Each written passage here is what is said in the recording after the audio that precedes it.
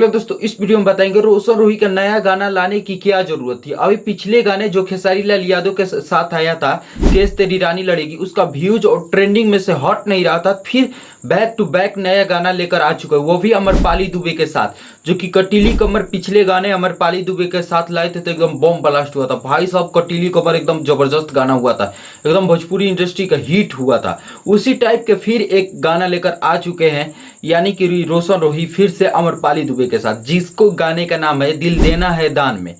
दिल देना है दान में ये गाने लिखे हैं खुद ही रोशन रोही, और रोशन रोही और प्राभा राज का इसमें सिंगर है, जो रोशन रोही और प्राभा राज, और रोशन रोही का खुद ही लिखा हुआ ये गाना है। और बात करें तो विकी बॉक्स का म्यूजिक है, अमरपाली दुबे एक्ट्रेस है इस गाने में। इस गाने में बात करें तो रोशन रोही इंटरटेनमेंट चैनल पर ये गाना आएगा। ये गाने कल सुबह में आप लोग को देखने को मिलेगा रोशन रोही इंटरटेनमेंट चैनल पे। कटीली कमर के बात करें तो पिछली बार अमरपाली दुबे के साथ कटीली कमर आता है, क्या उससे बेहतर ये गाना हो जाएगा दिल देना है दान में अमरपाली दुबे के साथ। क्या एक्टिंग देखने का मिलता है, कैसा गाना होता है अमरपाली दुबे के साथ, पूरा फाइन एक्साइट है।